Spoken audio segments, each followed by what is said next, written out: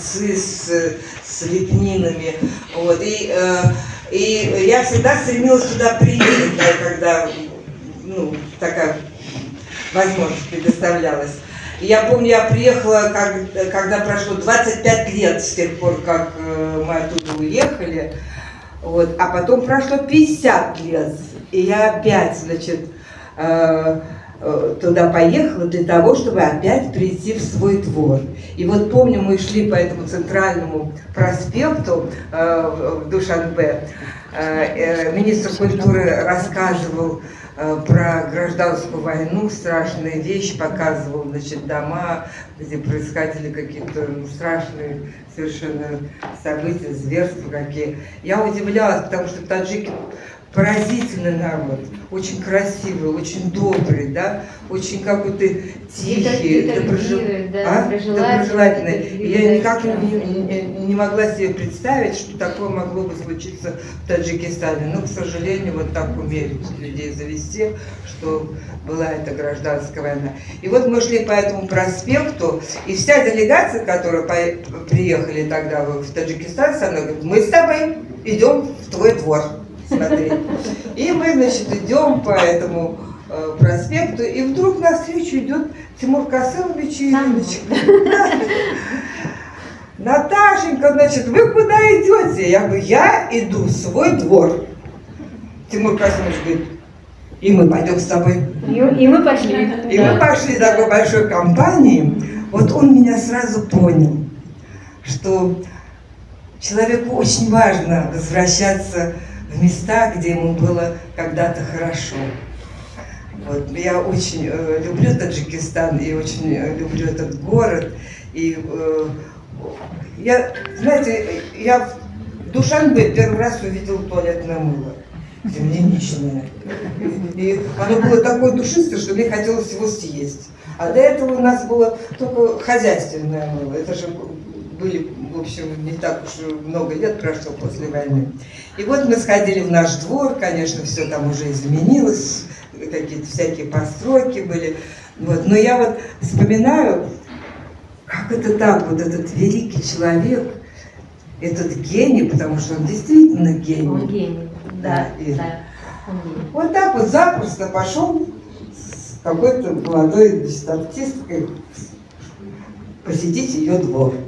Это, конечно, можно сделать только вот от большой широты души. И вот открываешь его книгу, да, начинаешь читать и понимаешь, что это гений. Вот. Его стихи потрясающие. Его сейчас вот Ирина мне часто присылает какие-то его притчи, какие-то поэмы. Вот. И тоже меня поражает, что вот живет сейчас в горах, в Таджикистане, где его обожают, где его боготворят, поклоняются ему. Ему там хорошо, ему это продлевает жизнь. Он живет там, но он переживает о том, что происходит в России, на Украине. Вот, и пишет какие-то пронзительные совершенно обращения к русскому Ивану, да, к Николе. Да. Вот, и вот так вот только поэты могут быть такими вот, живут они вроде бы. Вот Луиза Петровна Савинская тоже, да, я удивляюсь, она уже много лет поэтесса, наша подруга, да, много лет прикована к постели, но как она чувствует время и все, что происходит, и как она переживает все, что происходит. Я хочу все-таки, мы о Тимуре Касымовиче много сегодня говорили, слушали его стихи, песни, вот, но я хочу поблагодарить мою подругу Ирину. Тимуру Касымовичу очень повезло, что Ирина с ним рядом, что она его муза, что она вдохновляет его, что она продлевает ему жизнь вот своим каким-то вот этим благоговейным отношением.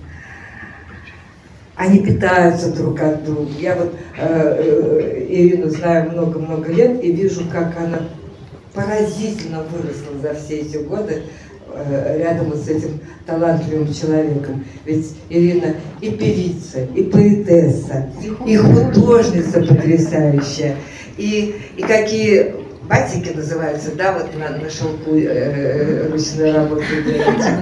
Вот, ну просто человек возрождения. Это люди возрождения. И Ирина, и Тимур Касымович.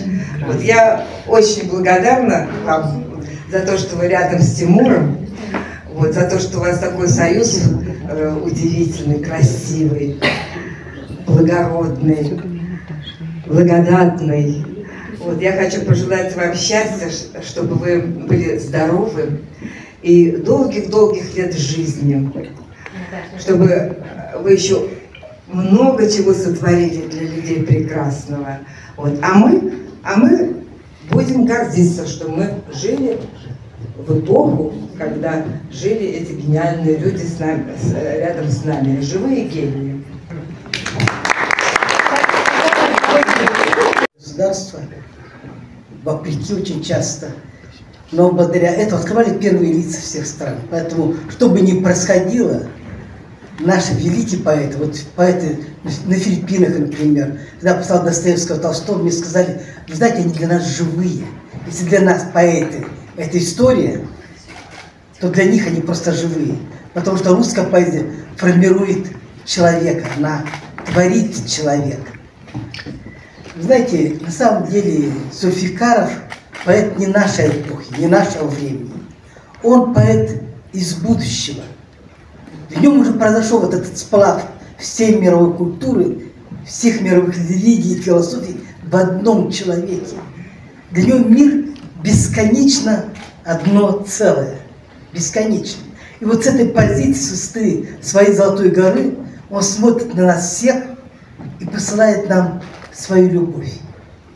Потому что любовь – это высшая степень мудрости. Он плачет. Почему он поет? Почему песни? Потому что это его слезы любви и слезы плача того, что происходит с нами и через что мы проходим все. Вы знаете, у Зульфикарова есть главное. Он говорит о том, о чем уже не говорят, о чем, наверное, не модно. Он говорит о человеке, в котором есть Бог, о человеке, в котором есть то, что составляет нас самих. У него удивительная память, это память веков. Вот когда просыпался вот этот человек, вы понимаете, он пришел в своей литературе, в своем искусстве к самому, наверное, главному. Вот я президент Международной академии доброты и пытаюсь донести до всех всего 4 вещи. Человек только датчик, когда он добрый.